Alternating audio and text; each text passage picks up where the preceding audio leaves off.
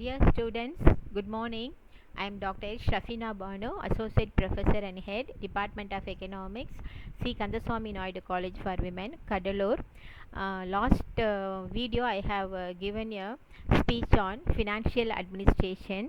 Today let us start with budget. Budget is an important topic, especially for the third BA economics students. Comes under Tiruvallur University. So let me start budget for your benefit. Today I have divided the chapter budget into 6 categories. The first one is meaning of the budget, second one features of the budget, third one principles, fourth one objectives, fifth one types of budget, sixth one guidelines to prepare a budget. First let us start with the meaning of the term budget. First let me give the brief introduction about this budget. Budget is a term derived from the old French word budget. Budget is nothing but the sack or pouch from which the chancellor extracted his reports to present in the parliament. We can see that in the parliament, when the finance minister comes to present the budget, he or she used to carry the budget in a suitcase or a bag. That is why the budget or the pouch, this word is used even now. Nowadays the budget is in the form of pen drive, or even in the mail they used to have, but traditionally in India the word budget is used till date. Professor Rennie Stone defined budget as a document containing a parliamentary approval plan of public revenue and expenditure. Here we have to note the important word parliamentary approval plan, because each and every public revenue and expenditure must be get prior approval from the parliamentary persons, the ministry people. That is why Professor Rennie Stone defined budget as a document containing a parliamentary approval plan of public revenue and expenditure. Generally, budget is a statement which includes government's planned expenditure and expected revenues during a particular period. Here the particular period refers the financial year. For example, for the present year means that for the year 2020-21 is the financial year. For that particular year, generally budget is a statement which includes government's planned expenditure. Planned expenditure means for the financial year 2020-21, how the government is going to get expenditure from each categories, like from tax revenue, non-tax revenues, or if there is a deficit, if whether it will go for public debt. So everything is planned by the government for the financial year 2020-21, that is from 2020 April 1 to 2021 March 31st is the financial year. Then expected revenue means that is planned expenditure is they have to. Professor Rennie Stone defined budget as a document containing a parliamentary approval plan of public revenue and expenditure. Public revenue is approved revenue from the government, and expenditure is what the expenditure government is going to do for the public. Generally, budget is a statement which includes government's planned expenditure and expected revenue.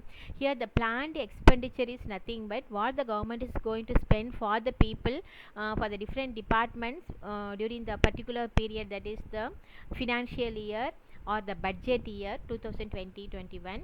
Likewise, the expected revenue is nothing but how the government is going to get the revenue from the from different sources like tax revenue or non-tax revenue, and even from the public debt sources. According to Professor N.E. Buck, budget includes financial plan, guidelines to prepare, implement and control the budget. C on the responsible government. Budget includes a financial plan. Financial plan is more important for a budget, because they have to plan accordingly. The budget have to be implemented. Second one, guidelines to prepare. Implement and control the budget. So how to prepare the budget, and how to implement that, and how to control the budget. So preparing the budget is responsible with the finance ministry, and implementing the budget is also responsible with the finance ministry. Next we'll go for features of a budget. Generally, how a budget should be is given under the features of a budget. You see, the first one, it is a statement of expected revenue and proposed expenditure. That is what the government is going to plan to get the revenue, that is expected revenue from each and every categories, that is from tax and non-tax revenues. And proposed expenditure means to every department what the government is going to provide, that is proposed by the government. The second one is it is sanctioned by some authority. The some authority means that is the finance ministry, comes under our central government. Next one is it has the periodicity, that is annual plan. In India we used to have annual budget, that is annual plan, every from April 1st this year to March 31st next year is the budget year or financial year. Then next feature is the comprehensive is it includes a budget, includes all the departments, that is everything in comes under the budget, that is why it is a comprehensive plan. The last feature is the guidelines to mobilize revenue on for spending, how to spend the amount, then how to mobilize the revenue. So everything is given by the government. Some government particular guidelines are given by the government to mobilize revenue and for spending. The next one is the third one is the principles of a budget. Principles is more important for a budget. Principle is nothing but it is a guideline to prepare a budget or how a budget should be. Here you see budget serves as a powerful tool of coordination and effective device of eliminating duplication and wastage. Economists have set out rules or principles to frame the budget to make the budget more effective. The following are some of the important principles of budgeting, because for a successful budget or for an efficient budget, a budget should have some principles. Those principles are listed out here. The first one is comprehensive, second one is accountability, third one is exclusiveness, fourth one unity, fifth one functional approach, sixth one flexibility, then seventh one responsibility, eighth one specific, ninth one annuality, 10th one accuracy, 11th one laterity, then clarity, publicity, reliability. The last one is the rule of lab should be followed. If all these features or principles are followed by a budget, that budget definitely be a best budget or a efficient budget of their government. The next one is objectives of a budget. Generally an efficient or good budget should have a proper objective according to their need of the government. Some of the important objectives of the modern government's budget are given below. Particularly in India, India have some of the following objectives in the budget. That is, the first one is it is a tool for management. Generally, an efficient management should have an effective budget. The second one is functional approach. For a successful function of a government, a budget is very much needed. Next one is coordination with the plan. We used to have different types of plan, that is 5-year plans, then employment oriented plans and other welfare oriented plans. So our budget should be coordinated with the upcoming plans. The next one is to control over public money, because when the government is framed by the budget is framed by the government is going to use the amount, that is the revenue collected from the public.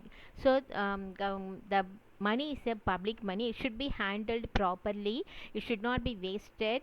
The extravagant expenditure must be eliminated or reduced by the government. So government is having proper control over the public money, under that is the main objectives of an efficient budget. Then next one is next objective is for development. See, India being a developing economy, it has to have the objective of development. Development is the ultimate objective of Indian government. That is, development is nothing but development of many sectors, starting from the social sectors and industry, transport, communication, housing, banking. So all the sectors must be developed by the government. So that is the main objective, we can say. Then next one is the usage of instruments of fiscal policy. Then the next objective is usage of instruments of fiscal policy.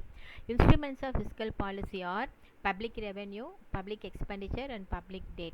All these three instruments must be properly used by the government in utilizing the fiscal policy. The next we'll go to the types of budget. Types of budget are very simple. Let us see some of the types of budget followed all over the world. The first one is balanced budget. In this budget, revenue and expenditure are equal. Classical economists like Adam Smith, J.B. Say, Ricardo, J.S. Mill, and Malthus supported this type of budget. Unbalanced budget. This budget is of two types: surplus budget, where the revenue exceeds the revenue; deficit budget, where the revenue is lesser than expenditure. Generally, the countries like India used to follow deficit budget. Every year in India, we used to have deficit budget only. The modern economists like Keynes, Dalton, Hicks, Gladstone supported generally unbalanced budget, particularly the deficit budget. The next budget, second type, is the revenue and capital budget. The revenue budget relates to the current financial transactions of the government, and the capital budget relates to the transaction of capital nature. The next one is performance budget. This budget includes government expenditure and government achievements, that is input output analysis. It is very common in well developed countries like Germany, USA, France, Canada. The next one is the full employment budget, the budget which brings full employment in an economy. This budget is prepared based on the manpower, but actually in many of the countries in the world, the full employment budget is very uncommon, because full employment is not easy to achieve. So this budget is very rare to implement. The next one is the cyclical budget. This budget which is prepared to face the challenges, the cyclical fluctuations of an economy. Generally, this budget may not be an annual budget. It takes the period of one trade cycle. This budget is also very uncommon in the world countries. The next one is the last one is the emergency budget. This type of budget is prepared at the time of emergencies like natural hazards, financial crisis, etc. That is, if the government or the countries are having some types of natural calamities or financial crisis, emergency budget will be followed. This will not go for a financial year. At any time this budget will be called for. Even now our government is facing the crisis of this COVID-19. Not only our government, the world countries are having this natural calamity. So there are possibilities for Indian government to go for emergency budget.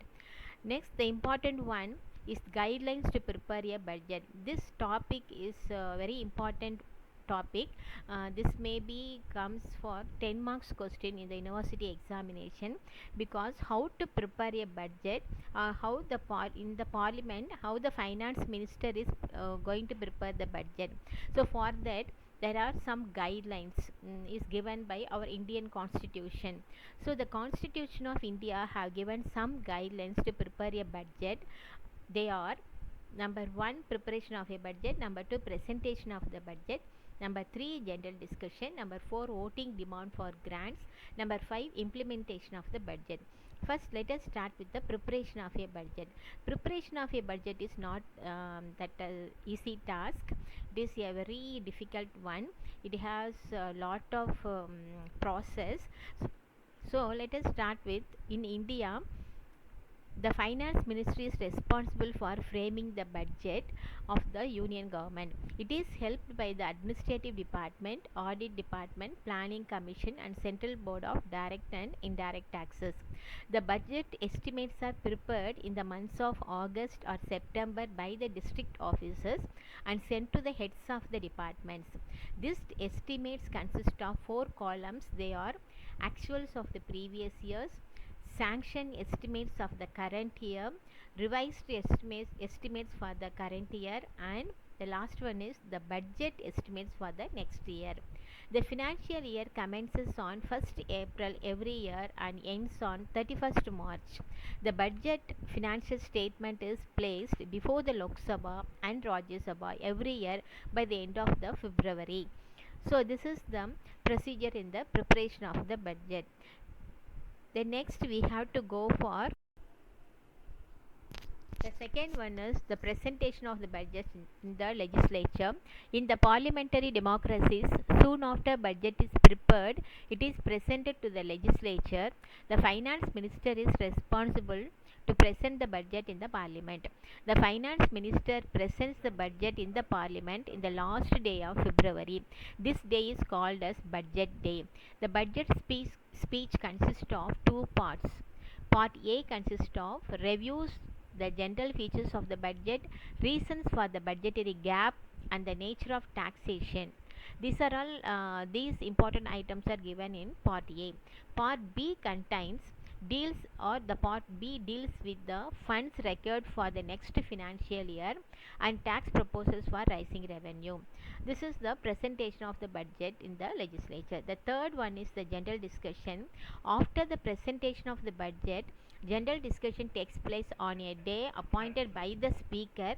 The scope of the discussion is limited to the distribution of the items of expenditure, the policy of taxation, and the volume of deficit or surplus. So the general discussion will take place in a day or couple of days, depends upon the discussion going on in the session. The next one is the voting of demand for grants. After the general discussion, the various demands known as demands for grants are brought up for sanctions one after the other. In the budget, there will be votable expenditure and non-votable expenditure. Votable expenditure refers to the demand of various departments for grants. The non-votable items are the salary and allowances of the presidents, the debt charges of the government of India, salaries and pensions of judges of Supreme Court and Controller of Auditor General of India. So these are all the votable items. These are all non-votable items. The next one is the motion may be moved by a member of the reduction of the votable expenditure, such as motion is called cut motion. Then the next important one that takes place in the voting of demand for grants is the passing of appropriation bill. Appropriation bill is known as money bill, which has to be passed for getting legal sanction to utilize any amount out of the consolidated fund. Thus, passing of appropriation bill is one of the ways in which the parliament controls the public expenditure. Generally, this consolidated fund is more important fund. From this fund only, the votable items are given or sanctioned money. Sanctioned money, that is, for the votable items, the money is sanctioned from this consolidated fund. That is why for this, from to take money from this consolidated fund, the passing of appropriation bill must be taken place in the parliament. The next one is the execution of the budget. It is a final stage of the budgetary procedure. Execution of the budget on the revenue side has three aspects. They are distribution of grants to different departments, then the collection of revenue and custody of funds collected. After the passing of appropriation bill passed on the suggestions of the estimates committee, finance minister allocates revenue through disbursing officer. The controlling officer will monitor the limit of the sanction amount. Accountant general will submit the consolidated account every month. Auditor general will monitor the expenditure as per rule. So this execution of the budget is an important one, because only if the execution is efficient, the budget will be a successful budget. So these are all some of the important elements comes under this chapter budget. So the students, please go through all these subheadings and read for your examination. Then in the next video I will meet you with some other topic. Thank you, girls.